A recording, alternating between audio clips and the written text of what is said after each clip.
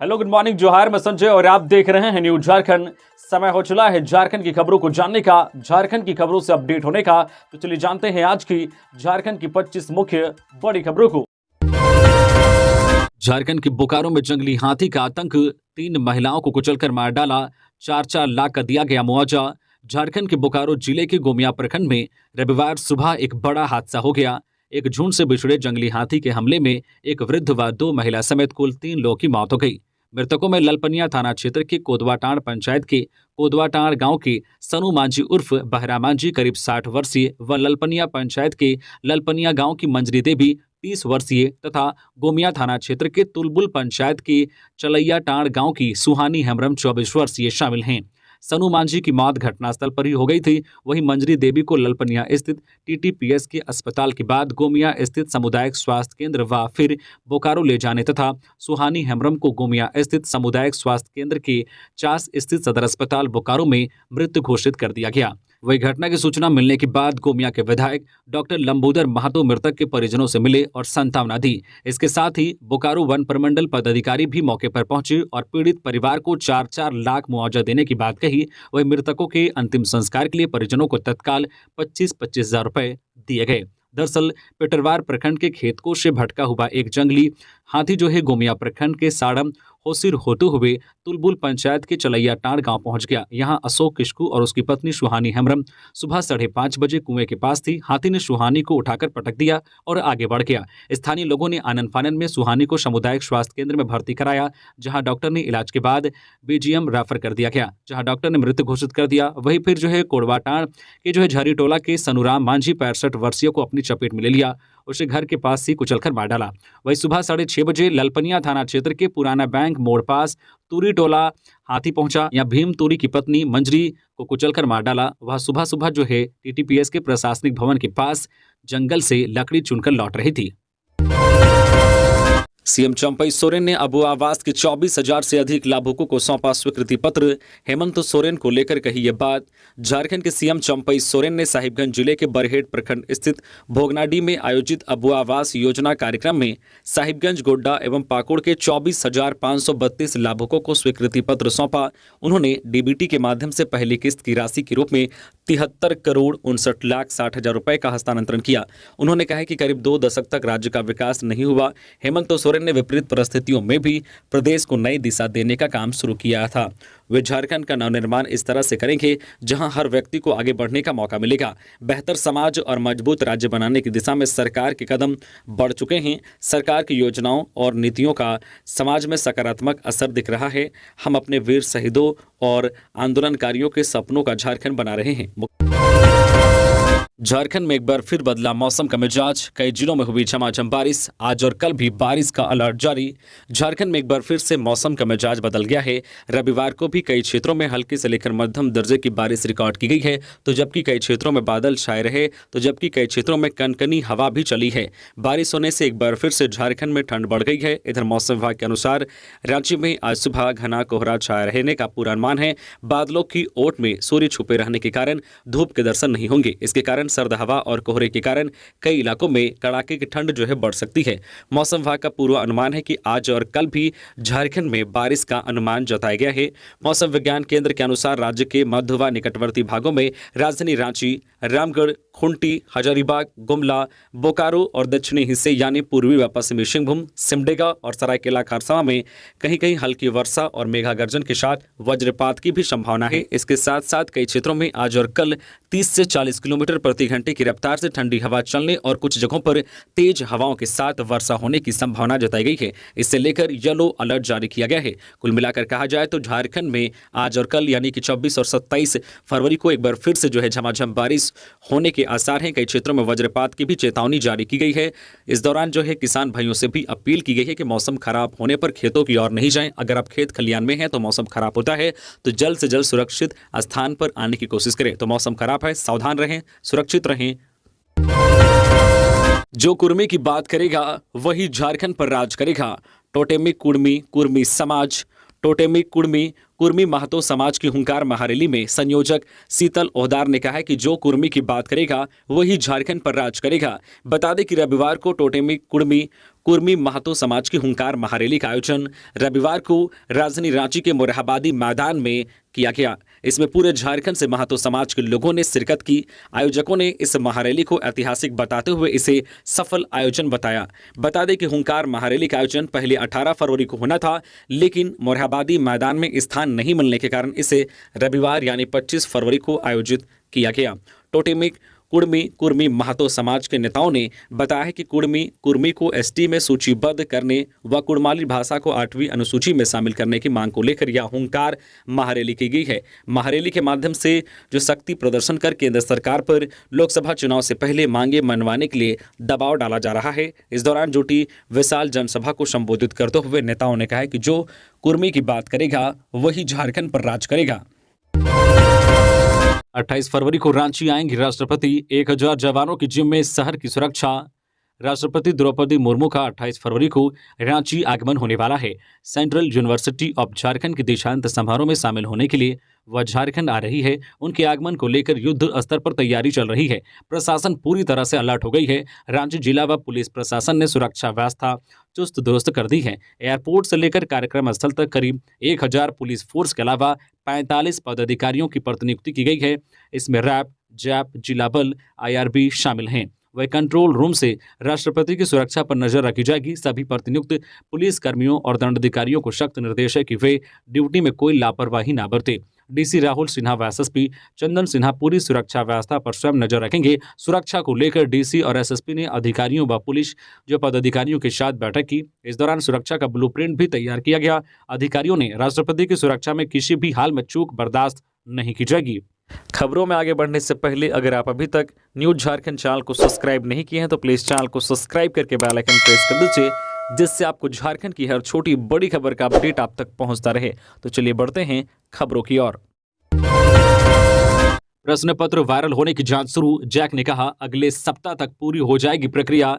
Intermediate रसायन शास्त्र यानी कि केमिस्ट्री के प्रश्न पत्र वायरल मामले की जांच कराई जाएगी। परीक्षा केंद्र से प्रश्न पत्र वायरल हुआ तो वहां के केंद्राधीक्षक पर कड़ी कार्रवाई की जाएगी। अगले सप्ताह तक जांच प्रक्रिया पूरी हो जाएगी, यह कहना है झारखंड एकेडमिक काउंसिल जैक का। जैक की ओर से कहा गया है कि प्रारंभिक स्तर पर जांच की प्रक्रिया शुरू कर दी गई है। जैक के एक पदाधिकारी ने कहा है कि हर परीक्षा के प्रत्येक प्रश्न में एक बार कोड लगा होता है। इस बार कोड का प्रश्न पत्र किस जिले व केंद्र पर भेजा गया था, इसकी जांच की जा रही है। उल्लेखनीय है कि 23 फरवरी को हुए केमिस्ट्री विषय की परीक्षा का प्रश्न पत्र परीक्षा शुरू होने से लगभग 17 मिनट पहले वायरल होने की बात सामने आ रही है। जानकारी के मुताबिक झारखंड एकेडमिक काउंसिल जैक की इंटर साइंस के रसायन का प्रश्न पत्र 23 फरवरी की दोपहर 1:43 पर वायरल हो गया था। दोपहर 2 बजे से शुरू होने वाली परीक्षा शाम 5 बजे तक होनी थी। केमिस्ट्री का पेपर परीक्षा से पहले टेलीग्राम और व्हाट्सएप ग्रुप में वायरल हो रहा था। जो प्रश्न पत्र वायरल हो रहा था वही प्रश्न परीक्षा में पूछे गए। शाम 5 बजे के बाद विद्यार्थी जब परीक्षा देकर निकले तो प्रश्न पत्र मिला गया, जिसमें प्रश्न एक समान पाए गए। 10वीं 11वीं और 12वीं क्वेश्चन पेपर नामक व्हाट्सएप ग्रुप में दोपहर 1:43 पर प्रश्न पत्र डाला गया है। विद्यार्थियों ने कहा है कि प्रश्न पत्र वायरल होने के कारण बच्चे 2 बजे के आसपास ही परीक्षा केंद्र में प्रवेश करते हैं। इस तरह मेहनत करने वाले बच्चों के भविष्य के साथ खिलवाड़ हो रहा है। जरा संभल के, परीक्षा दे रहे छात्रों की स्कूटी तोड़ मोबाइल ले उड़े चोर। राजधानी रांची में बेखौफ चोरों का आतंक बढ़ता जा रहा है। नया मामला डोरंडा कॉलेज से सामने आया है, जहां चोरों ने स्कूटी का डिक्की तोड़कर आधा दर्जन से ज्यादा मोबाइल गायब कर दिया। बताया जा रहा है कि इस वारदात को छात्रों ने उस वक्त अंजाम दिया जब कॉलेज के अंदर छात्र परीक्षा दे रहे थे।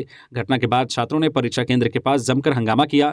घटना के बाद छात्र आयुष ने चुटिया थाने में प्राथमिकी दर्ज कराई है। आयुष ने अपनी शिकायत में बताया है कि गुरुवार की सुबह वह डोरंडा कॉलेज में परीक्षा देने के लिए पहुंचा था।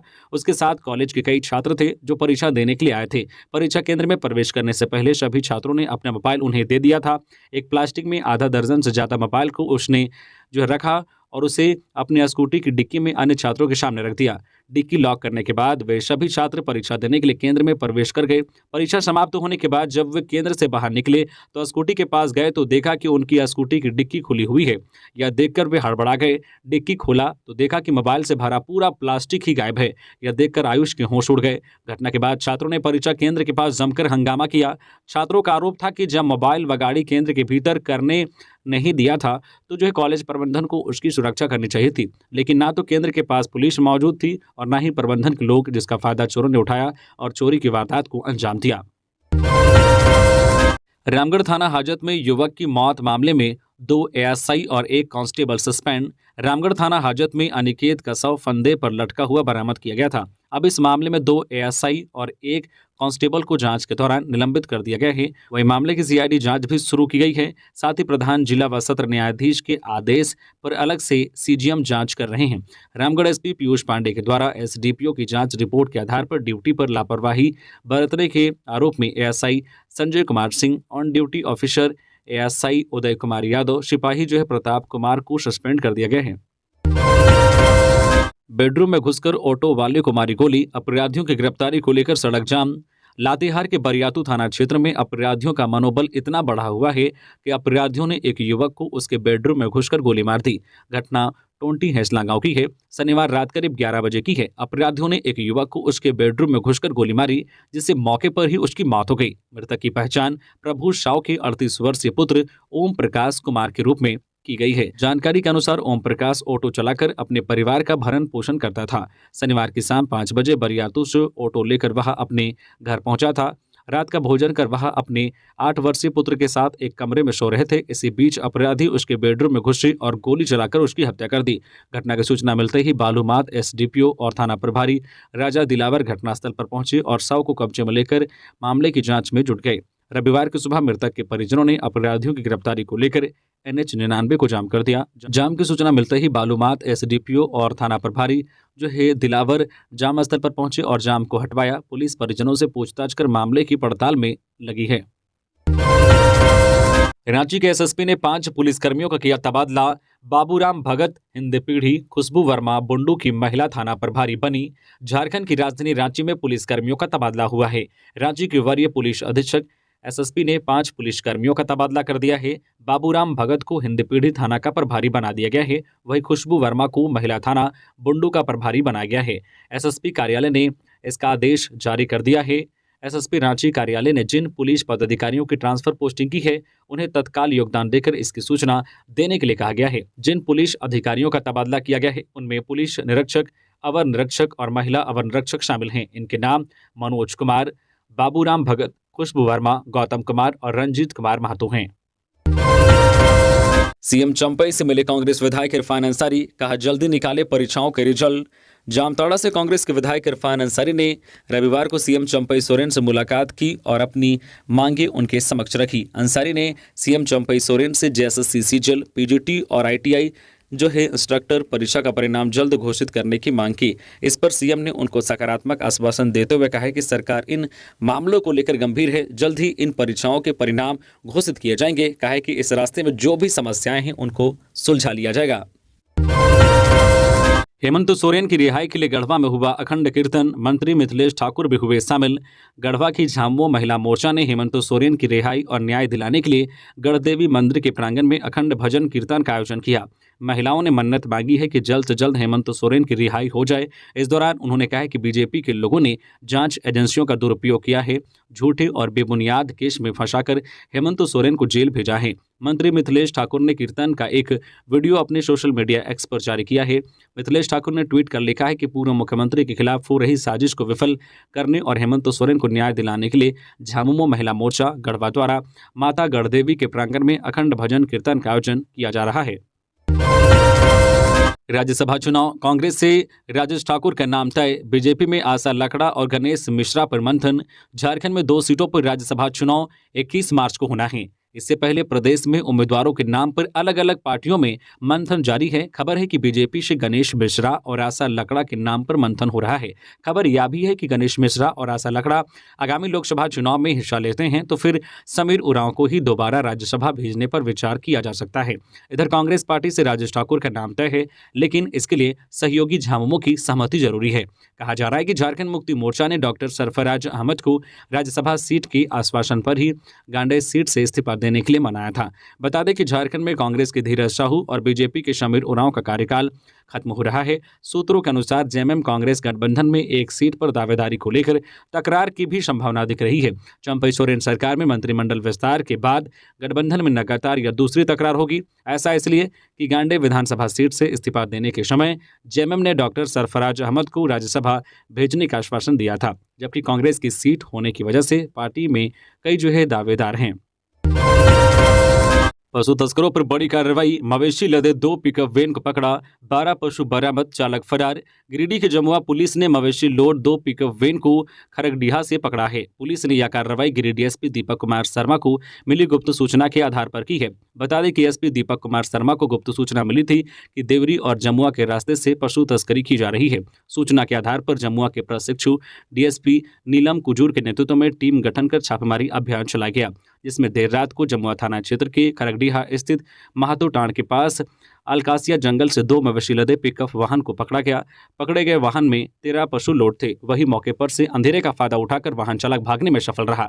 बाद में जब्त वाहन को ले जाने के दौरान एक पशु चलती वाहन से कूद गया। इधर पुलिस सभी जब्त पशुओं को गौशाला भेजने के साथ वाहन मालिक के खिलाफ अग्रतर कार्रवाई में जुट गई है। बता दें कि गिरिडीह एसपी के निर्देश पर पशु तस्करी के खिलाफ लगातार कार्रवाई की जा रही है। 29 फरवरी को लोकसभा चुनाव के लिए 150 प्रत्याशियों का ऐलान कर सकती है बीजेपी। झारखंड में इन नामों पर चर्चा। बीजेपी की केंद्रीय चुनाव समिति की बैठक 29 फरवरी को प्रस्तावित है। सूत्रों का कहना है कि केंद्र में सत्तारूढ़ बीजेपी इसी दिन लोकसभा चुनाव के लिए अपनी उम्मीदवारों की पहली सूची जारी कर सकती है।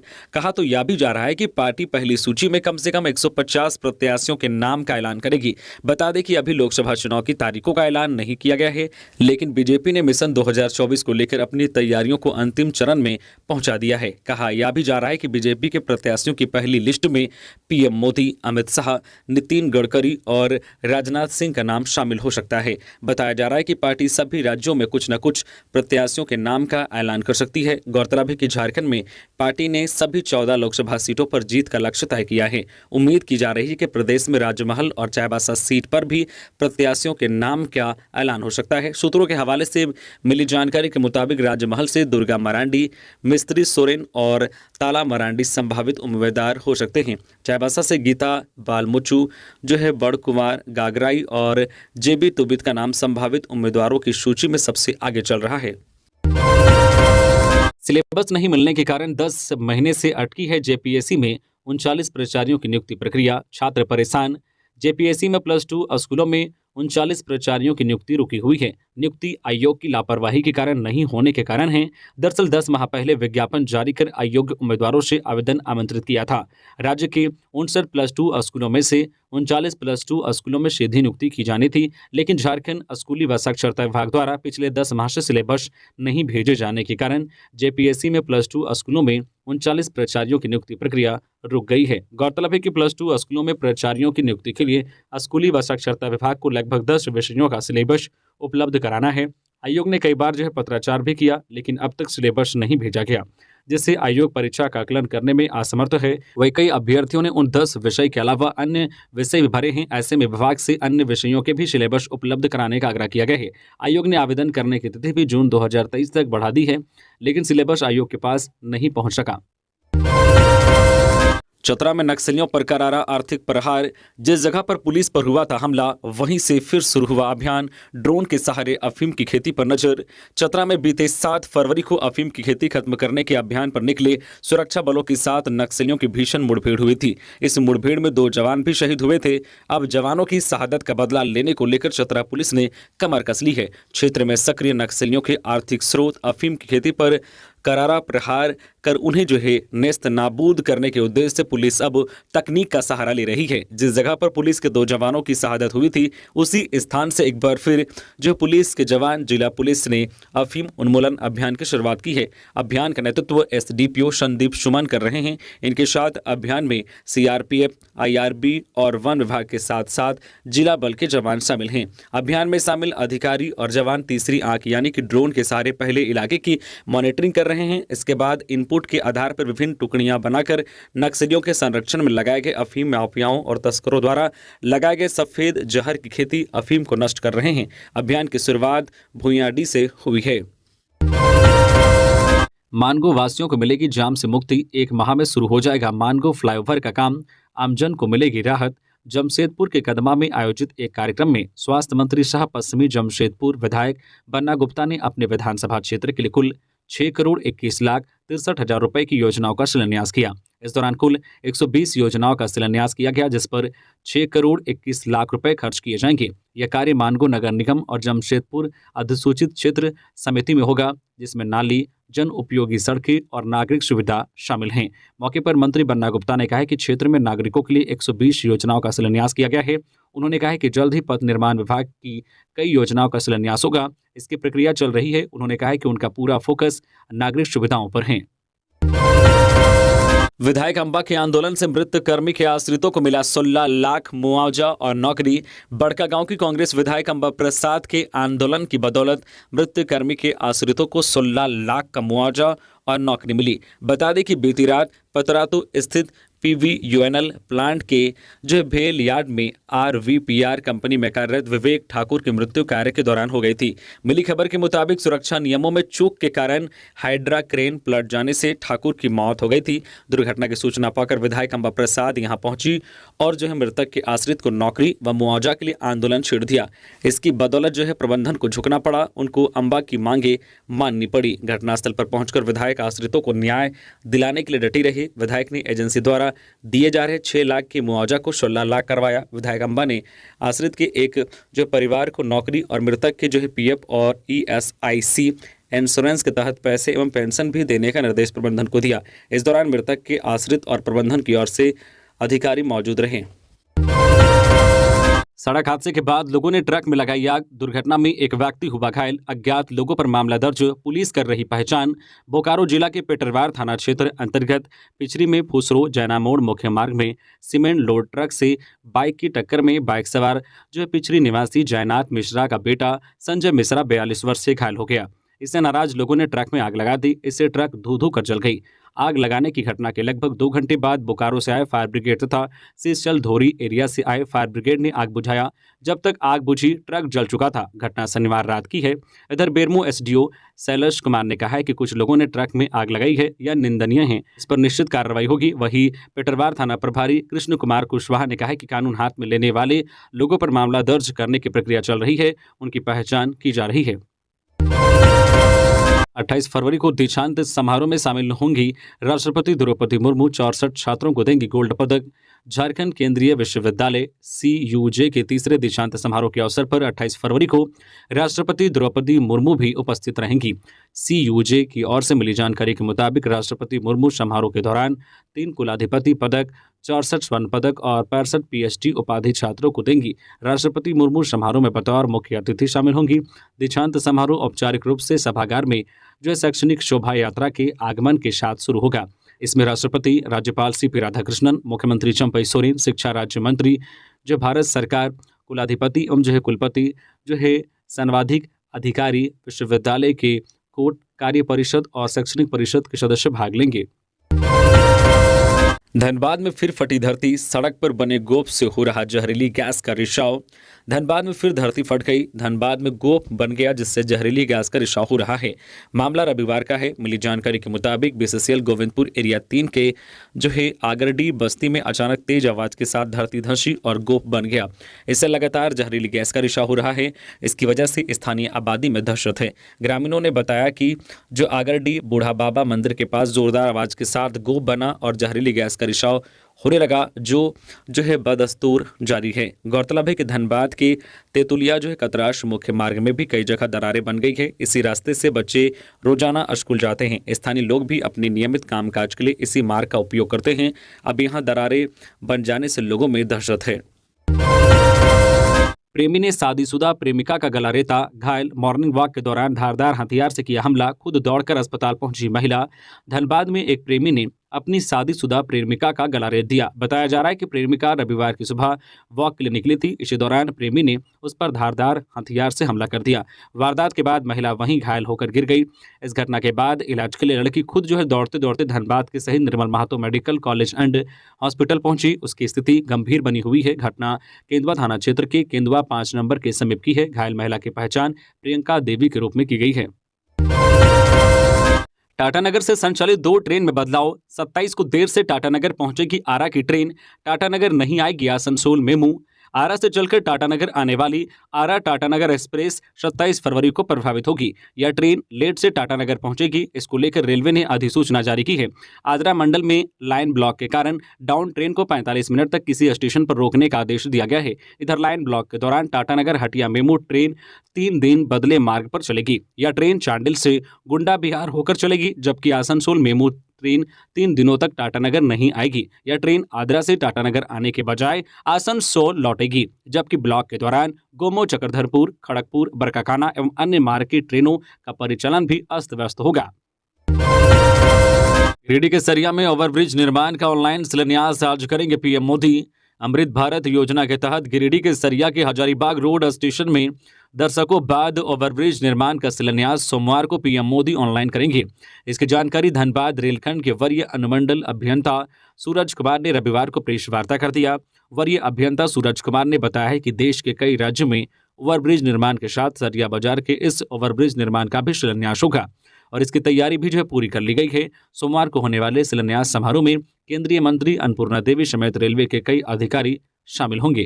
तो ये थी आज की झारखंड की टॉप बड़ी खबरें। इसी तरह से झारखंड की हर छोटी बड़ी खबर देखने के लिए आप हमारे चैनल न्यूज झारखंड चैनल को सब्सक्राइब करके बेल आइकन प्रेस कर दीजिए, जिससे झारखंड की हर छोटी बड़ी खबर का अपडेट आप तक पहुंचता रहे। तो अभी के लिए बस इतना ही, हमें दीजिए इजाजत, फिर मिलते हैं नेक्स्ट खबरों के साथ। धन्यवाद।